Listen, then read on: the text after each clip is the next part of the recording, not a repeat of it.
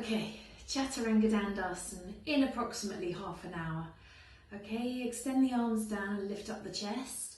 Press the thighs back so that you feel the weight come into the heels and feel how the kneecaps lift. Yeah, if you come to that point where you feel like you're almost going to fall over, you'll feel the legs engage strongly, but it should feel like a nice downward pressure of the calves into the floor there. Keep the toes long, keep all the toes spread, and then roll the shoulders back and lift and ascend the spine. Now, to bring more awareness to that, I'd like you to grab a foam pad and place it on the crown of your head. Okay, so deportment, very important. And then extend the arms down and lift the chest and try and grow the head into the block whilst pressing the heels down and finding that point where you really feel like the legs are working strongly. Shoulder blades deep into the back. Take a moment here. Grow tall, grow tall, grow tall.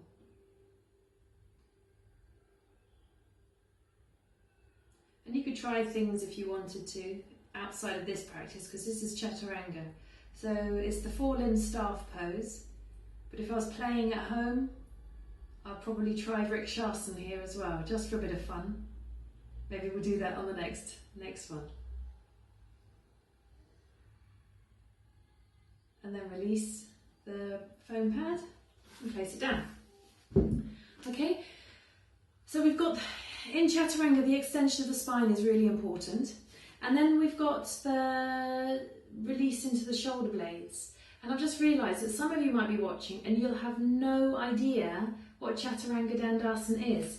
So just under here, I've got a little drawing. She's not brilliant, but this is my girlfriend, Lupin Lucy. All right, that is Chaturanga Dandasan, just so you know. I'm going to put her back underneath there now and just get you so that you can see me again. That was easy, so I don't even have to demonstrate it too much. What a slacker. So now you're going to take your belt, all right? And what I want you to do is I want you to put the belt just across the shoulder blades, the back of the shoulder blades like this. Okay, and then bring them over and then cross them at the back. And very simply stand tall in your Tadasana again and just feel that you're pulling those shoulder blades so that they're just into the back a little bit. Yeah, don't squeeze them together like this. It's a big mistake. We pull the shoulder blades right in. But I want you to just feel like you're taking this very tip of the shoulder blade. Yeah, so if I put the strap there, that very tip of the shoulder blade, so that it actually moves in towards the back. Yeah, so there's that kind of action. So the chest lifts up and the spine becomes longer. Okay, so we've got that action there. And you can do that without the aid of a belt. You can just interlace the fingers and then slide the arms down the back, weight back into the heels, toes long, and you'll feel as the legs are working, you'll feel the abdominal wall naturally move back. If you can't hold the interlace like this, say your shoulders are too strong there, you can hold a belt and then you turn the belt out. So I'll show you that. You hold back the belt, feet together, stretch the arms down, turn the fists, turn the hands out. So they're coming, hold the belt, touching your back, touching your bottom, hands in. Can you see? I'll come closer. Yeah. And then you turn the belt this way, and then you take the arms back a little bit, turning those hands a little bit more to take the shoulder blades deep into the back. Okay?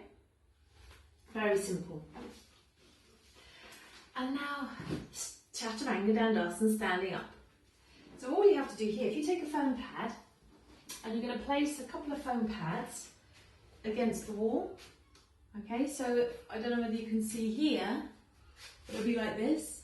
Yeah, I'll come a bit closer. And then the toes will come up the wall. You can really dig that tailbone down, and then you can place the hands, and you're trying to squeeze the elbows towards each other and lift and lengthen the spine. And if you had the foresight, or if I'd had the foresight, I'd say, put a foam pad on your head. Okay, you'll feel your legs work really strongly. So if it's too much, just stop, take a breather and wait for the next instruction. But otherwise, let's see. Foam pad on the head. Hands. Lift the chest, roll the shoulders back and think about lengthening the spine right up into the crown of the head there. Feel the access through the shoulder blades, take the shoulder blades deep into the back and then release. The joy, if you've got cork bricks, please don't do any of these things. If you drop a cork brick on your toe, it really hurts. So these are the foam pads and they're pretty soft there. So you'd have felt when you had your body against the wall, you'd have felt how you were holding the tailbone down to hold the brick. Yeah, don't push in with your tummy to hold the brick, but allow the tailbone to come down to hold the brick. And the thighs are firm. My feet are a little bit away from the wall because it's giving me enough space. I'll just move sideways just a little bit. And then the elbows, watch, my shoulders roll back and the shoulder blades move deep into the back. The chest lifts and the legs are firm. Now Chaturanga, the face is looking forwards a little.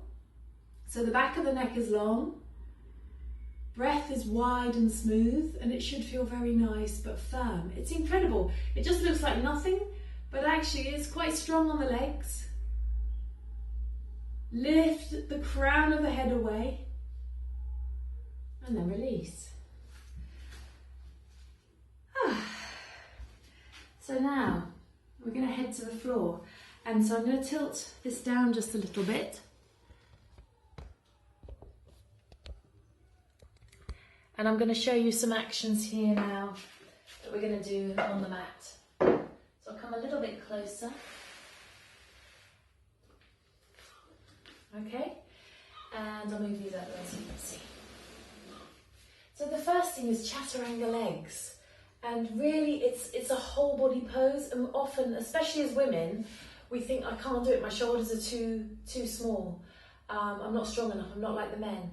And the men have the power and also a different frame. You know, a male shape is much broader across the shoulders than a female shape.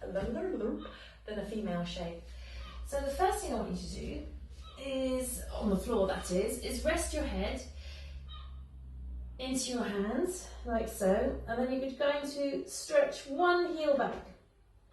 And watch what happens. As you stretch the heel back, feel how you lengthen from the hip through the knee into the heel. Don't just push the knee up. If you push just the knee up, you'll get one action. But if you lift the knee away and then push the hip into the heel, you will get another action as well, and you'll feel much stronger and straighter through that leg. That's how we do with your right leg, and then release. And then do your left leg, so just extend through the hips. If you need to just adjust your abdomen to bring the abdomen forwards just a little bit, then do so. If the mat if it's too hard on your tummy or your hips, then put some padding underneath your hips. Okay, and then just stretch that left heel back. Tucking the toes under, and then release. Make sure that it's comfortable in your lower back. If it's uncomfortable on your lower back, you can always put yourself up onto a height. So if you're going to come down again and try again, I've got my two foam pads. So you have to experiment, because for each individual, one thing feels much nicer than the other. So here now, pull the abdominal flesh forwards. We've tucked our toes under. My head is still resting in my hands.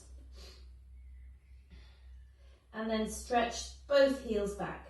And see whether you can pull your body. It's like it's pulling your body back with the work of your legs. But your heels are going straight back. Don't just push the knees up towards the ceiling. Danda means staff. Yeah, this is the four-limb staff pose. So here, you want to extend from the hip through the knee into the heel. Lengthening, lengthening, lengthening. And as you take your tailbone down, notice what happens to your abdominal wall. And then release, take a rest. Relax the eyes, release the tongue. And then do the same again. Extend, extend, lengthen, lengthen, lengthen, lengthen. And I'll let you into a secret. I'm picturing pulling my toes forwards. So I'm picturing pulling my toes forwards as I stretch my heels back. And then release. Whew, and that works the legs a little bit more. Okay, let's do one more. So we're really getting the idea that the legs are lengthening, not just from the leg. Okay, think about the legs lengthening from, so as you work the legs and as you take the tailbone down, you'll notice that this area here starts to lengthen also from the lower back through the sacrum, through into the heels. More and more and more. And then exhale, release. Okay? And now we come to the arms. Now this is, in a sense, very simple. All you have to do is remember the belt and how the shoulder blades moved. So if you rest your head on the floor, let's forget about the legs for the moment. Tuck the toes in. So the big toes are towards each other. The heels are flopping out to the side. And you're up on a little bit of a height there. And the lower back should feel completely comfortable. Your hands come back either side of your chest. Yeah? Ideally the forearms are perpendicular. So make sure your wrists are comfortable here. You can use wedges for your hands, just to lift those hands up. If your wrist doesn't like this angle. Or maybe a rolled mat underneath the heel of the hand. But otherwise the hand comes flat, elbows in. Yeah? And then I want you to lengthen from the collarbone out to the outer edges of the collarbones. So it's like you're trying to smile with your collarbones. Yeah? And then exhale, release. Feel how heavy the shoulders feel when your collarbones are grumpy. And then smile the collarbones, a big smile away from your ears. Yeah, and if you just have a look, so if you're trying it at the moment, just take a look at the screen. And I'm going to press into my hands. And then I smile my collarbones. So the shoulders are moving away from the ears a little bit. And the collarbones widen. And you'll notice the shoulder blades move deep into the back. Okay, pressurizing the hands, everything else. And now the more you start to push, the more you start to notice that the upper body wants to move away from the bricks. And then you release. So to the untrained eye, it looks like I'm not doing anything. It looks like I'm lying around. But you can feel that the tissues are wanting to move away from the foam pad. And to begin with, sometimes that's all that happens. And that's perfectly fine because you're keeping the body in line. And it's important that you start to get the idea that this pose it's not about completing the pose with the wrong actions. It's about getting the right actions. So here, let's get the toes to tuck under, dig the tailbone down towards the bricks, and then with an exhale, roll the shoulders, just press the hands down and work the legs, but don't try and lift off. So you're just feeling the work of the arms, feeling the work of the legs, stretch into the heels, tailbone down, and feel how that tones the abdominal wall. And then exhale, release. And then we're going to do one more. So roll the shoulders back, work the legs, tailbone down. Breathe. The head is still down, the neck is still soft. And then release. Okay? So the next thing that we're going to do is we're going to sit up. So you're going to come up. So you use, as you go to come up, pull the hips up and back so it doesn't come into your lower back as you're trying to come up off the floor. And come to a comfortable seated position, because this is my favourite bit, sitting down. So sit cross legs, and what I'd like you to do is I'd like you to slump. There you go, good slump. Shoulders are rolling forwards. Yeah, and so this little video is about actions, really, not about amazing achievements. Now, and I want you to feel the difference. With your shoulders rolled forwards, pretend that you've got a car or a heavy elephant or a heavy object that you're going to push away. All right, and just try and push it away with your arms. Feel how much strength you have with your arms. So again, have another go. You're pushing some kind of heavy object. For me, it would have been a Volkswagen camper van. Yeah, like that, with the shoulders rolled forwards.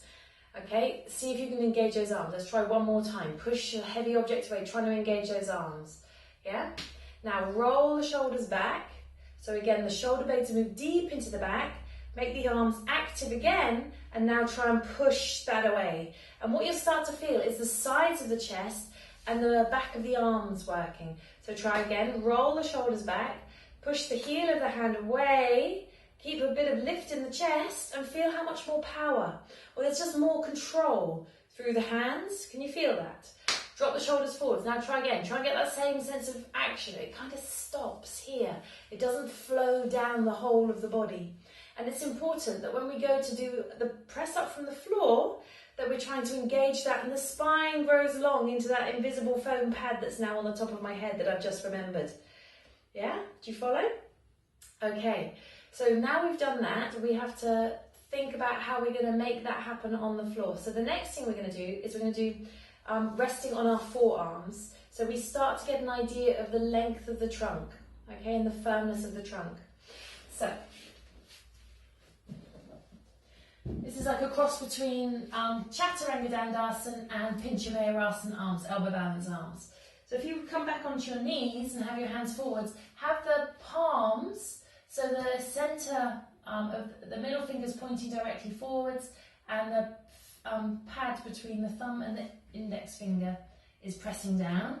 Be on the centre of your elbows, and just let the weight come forwards into the shoulders just a little bit, widen the collarbones, and already you'll start to feel like there's a bracing action around the chest. Okay, step one leg back, make it a Chaturanga leg, yeah, and then take the other leg back, and then you'll feel how the abdominal wall is working without you even thinking about it. Take the tailbone down towards the heels, press into those hands, fingers rolling towards the thumb, thumb rolling towards the fingers. Breathe. And then bend one leg, bend the other leg. Take some breaths. You can come back and sit down if you want. All right? And so we do that again. Place the elbows down on the mat. Okay, so the outer elbow is going down, because when you come into your Chaturanga, the outer elbow will be moving back and up, not coming out to the side. It's not like it's not coming out to the side. It's not like a press-up position, or like I've just come out to the swamp. It's a Chaturanga position, so the arm is back. Okay? So again, we've got this. And then you can step back with one leg. Make that leg super powerful. Now if you're thinking, oh, I'm not strong enough, you can just do one leg and then the other. But if you want to try, let's start by taking the left leg back first this time. And then take the right leg back to join. Yeah? Stretch back into the heels. Feel how the abdominal wall is working. Enjoy that sense of firmness, that sort of sense of strength through that area. And then release. Take a rest. Now, Mavanwi really liked this instruction in her class that I was teaching her. So this one is just because I've just remembered Mavanwi saying how much she enjoyed it. What are you going to do? If I demonstrate this way around so that you can see, I don't know whether I'm too close. So if I just show you what the arms are doing, you're going to have your arms in your elbow balance, yeah? But one hand is going to be in the Chaturanga. One arm is in that, sorry, not in the Chaturanga, that's let you into the secret. One hand is in the Pinchamayurasana. The other hand is going to be in the Chaturanga position. So can you see it's gone from here, the two right angle, to here. So if I spin around to show you, we've got the Chaturanga, the elbow balance position. Yeah, if I roll up my sleeve, that would be better. Okay, and the other, then from there, this hand is coming into the Chaturanga position. So we're braced on this arm, but this hand is going to hold. So we're getting some idea. So then we step, the hand that's in the elbow balance, same leg, step that one out. So we've got bent arm and bent leg, okay? And then step the other leg out whilst trying to hold the Chaturanga position. And then take a rest, okay? And then what you can do is you can find out one way will be easier than the other. Now I prefer the other way around, but it's not the same for everybody. Okay, so here, straighten one leg, get that leg to work, rest very much in that elbow balance arm, and then step the other leg back and see whether you can hold that, all right? And then take a rest. Let's do the second side. So we've got the elbow balance, yeah? And I like having the elbow balance arm with the straight leg already. And then I can bring my right hand into my Chaturanga, and then my right leg is into the Chaturanga. And we're trying to broaden the collarbones, and you'll feel the abdominal work and you're thinking, oh my goodness, how am I going to get both hands? This is just to kind of develop the strength, and it's to give you some idea, yeah? So that you can just step the arm back and have a go, and then place the arm down. Keep the arm strong, keep the abdomen strong. Other side, keeping the legs working. Place the arm back. You can go back to the first side. Yeah, you can feel how good this is working the abdomen, how well this is working the legs. And then the second side, stepping that hand back, lengthening the spine, keep breathing. Place the hand down, collapse onto the knees, come back, pose of the child. Take a rest. And hopefully you should notice that your heart is beating, and it's beating well, but it's not too much. And you'll notice how you instantly relax into this pose. Okay? Next, I like the bricks, but you can use foam pads. Okay, so I'm going to put one brick where my pelvis is going to go, and I'm going to put the other brick underneath my chest.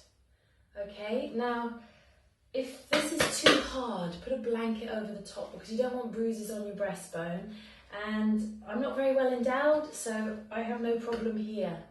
So you have to be aware, if this is uncomfortable at all, please don't do this one. You can do back on your elbows again, because it's a similar kind of technique. So I'm here and here.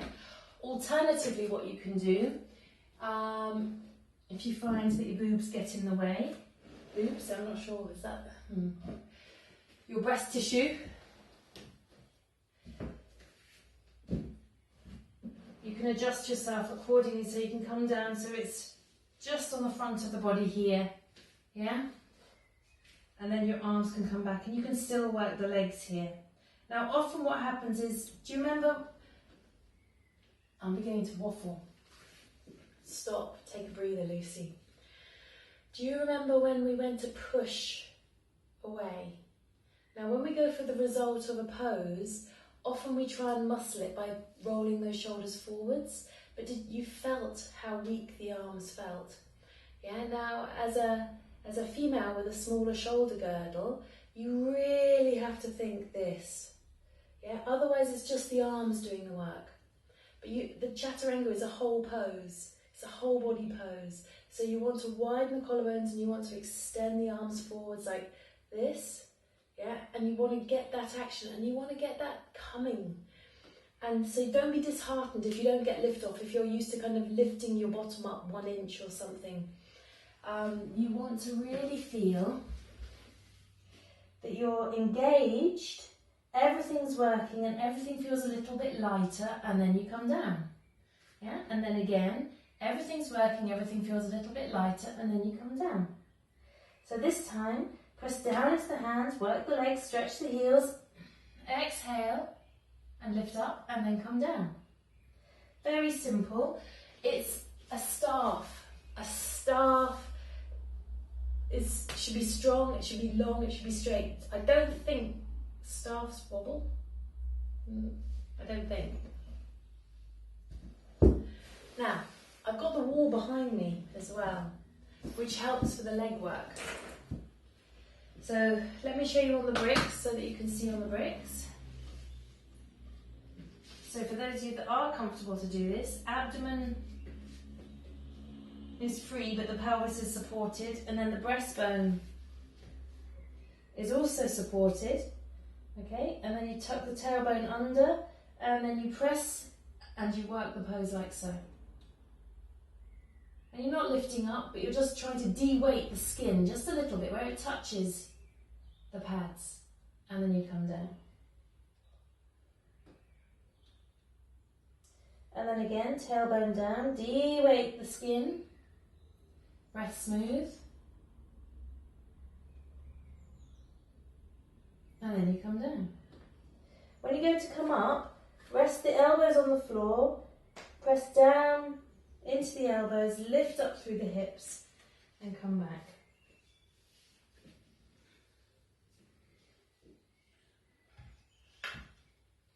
Then you can just have one brick underneath the hips.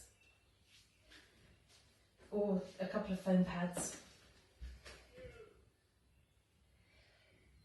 So here now you can see that my bottom is up in the air, and then from there stretch into the heels, the tailbone is down, that's you and home, tailbone is down, hands press and you lift.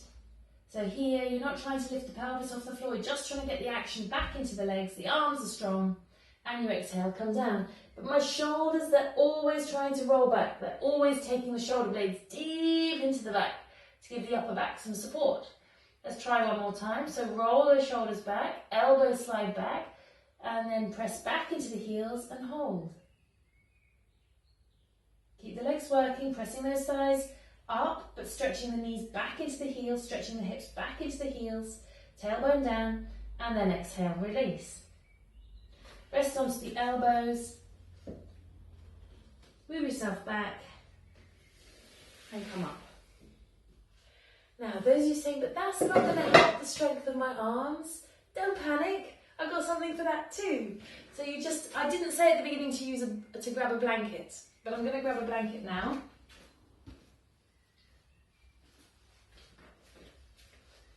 And it goes on the floor, like this, because that's going to put your knees there, okay? And you can cross the feet if you wish. And all you have to do is you have to keep your body going forwards as you come into your Chaturanga. So the actual action of the Chaturanga, so you want your hands just so that their fingers are just slightly forwards of your shoulders. Okay, I've crossed my feet. I'm going to keep my spine in a neutral position.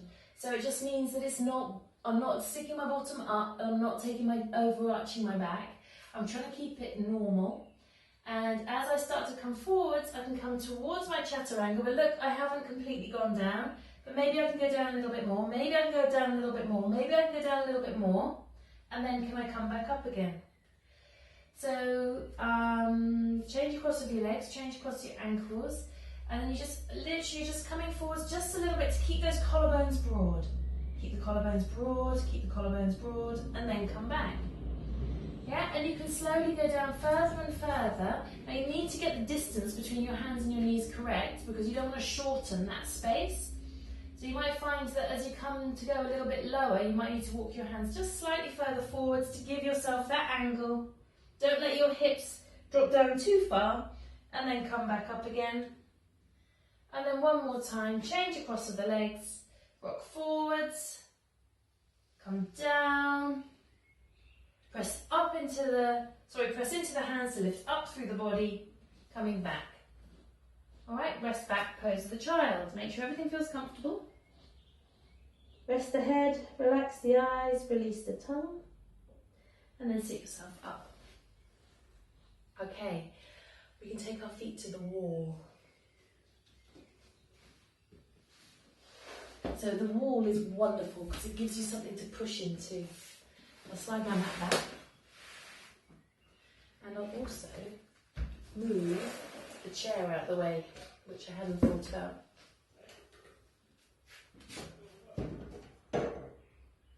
Hopefully it won't fall over. Okay. So here, this is giving me a really nice solid foundation, and we're going to come into the plank. All right, so 2 feet on the wall. Pressing back into the heels, and I've got this skirting board here, so ideally it would be without the skirting board. So if you've got skirting board, all you have to do, put the bricks there, maybe a foam pad behind it because this is an old cottage with a granite wall. So let's just do that, and hopefully the bricks are heavy enough to hold. Okay. Press the heels into there, work the legs.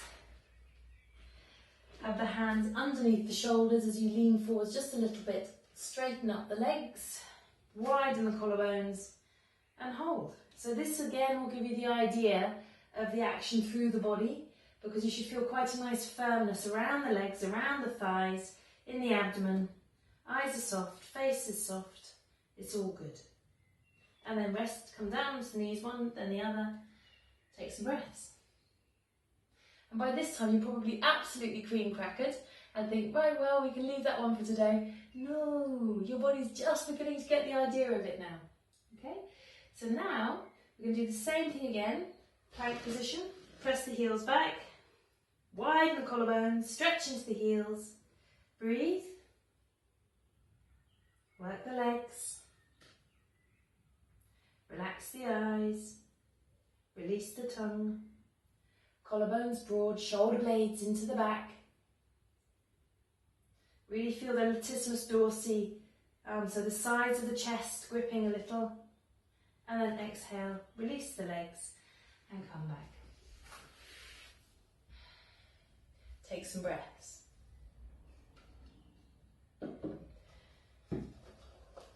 So we're going to do it from the floor.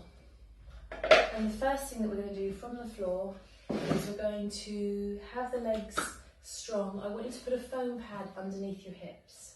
Okay, so if you take the 2 foam pads, or you can use a bolster. Okay, because I did say a bolster, but I haven't used a bolster. 4 foam pads. We're going to use these. So Ginny, there you go, you've got your bricks. I've put them in there for you. If you can use the wall, still use the wall. Lie yourself down and have your hands on the bricks so that you're high. Okay, stretch those heels back. So if my feet were on a proper wall, my heels would be touching the wall by now, but because of the skirting board and the granite, it's not quite there. But I'm stretching the heels back towards the wall, tailbone down, roll the shoulders back, get a good lift to the chest. With an exhale, press into the hands and lift yourself off the floor, but keep the shoulder blades moving deep into the back. Don't let them roll forwards, Jilly. And exhale, come down. Have a look this way. The tendency is that we roll the shoulders forwards and then we try and push up. All that happens then is you make your upper body even heavier. So you have to roll the shoulders back, collarbones broad, legs firm, lift the chest, look forwards a little, keeping the elbows stretching back, keeping the triceps, the back of the arm, extending back towards the elbows. Yeah? The actual action of the arm, let me show you the action of the hand. What goes through my head is, my hand is here, but I pretend it's on rollers, and I pretend that it's that action. So when I'm in my Chaturanga, it's this. Yeah, try doing, hold your hands like this, and then lift the heel of the hand higher. The hands will be stuck though. So all that can happen is the shoulders have to roll back. Okay? Makes sense? Just have to learn how to do it. So one more time, thinking of all those actions.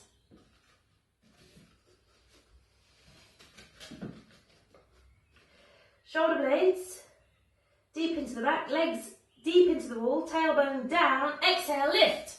5, 4, 3, 2, 1. Stay there for longer if you want, or come down. Release. Okay?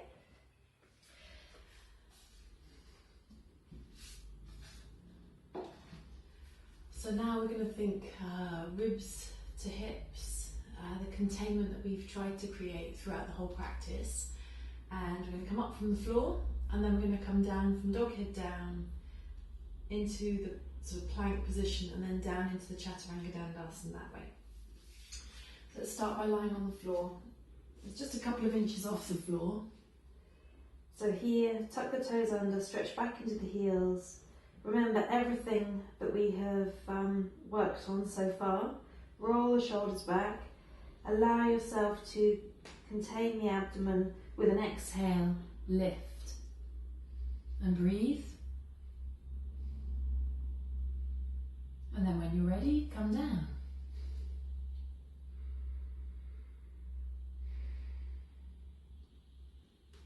And then come up into your dog head down.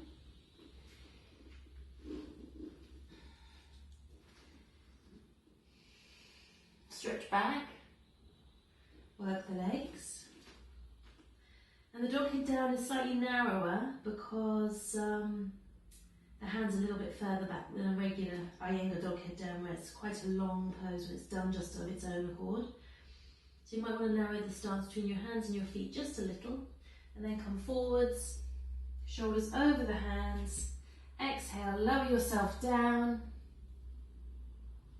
hold,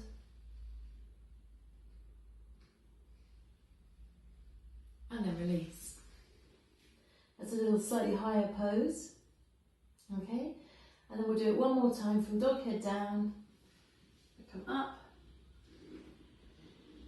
stretch back with the arms, work the legs, get a good containment, and think about the driving force being the tailbone forwards. So move the tailbone deep into the pose, keep that tailbone connection. Exhale, come down into your Chaturanga Dandasana, keeping the tailbone driving forwards, holding the legs, working the pose a little bit more, and a little bit more, and then exhale, release.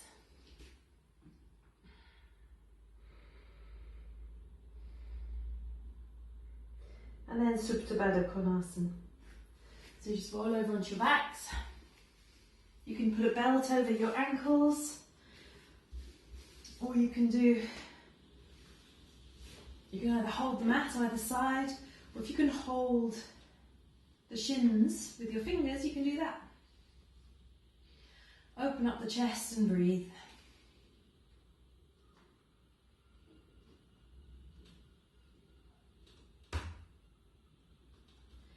Allow the body to relax completely.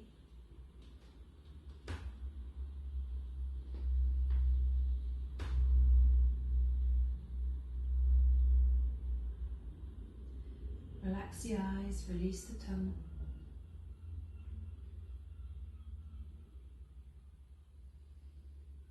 Widening across the chest, widening across the belly.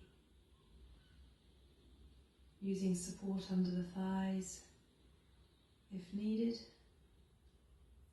If it becomes too much in the groins, you can just bring the knees together and take the feet apart.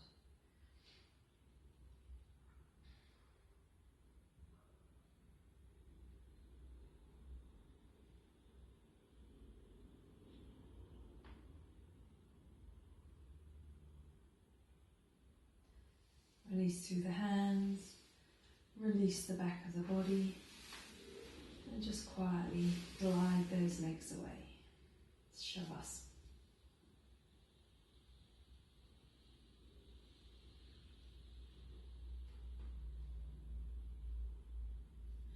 And just take a few moments here to rest deeply, to relax completely, to allow the body to settle.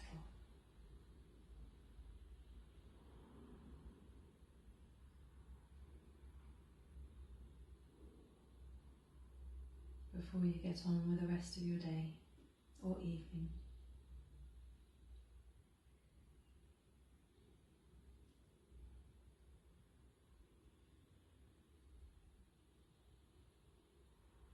Thank you.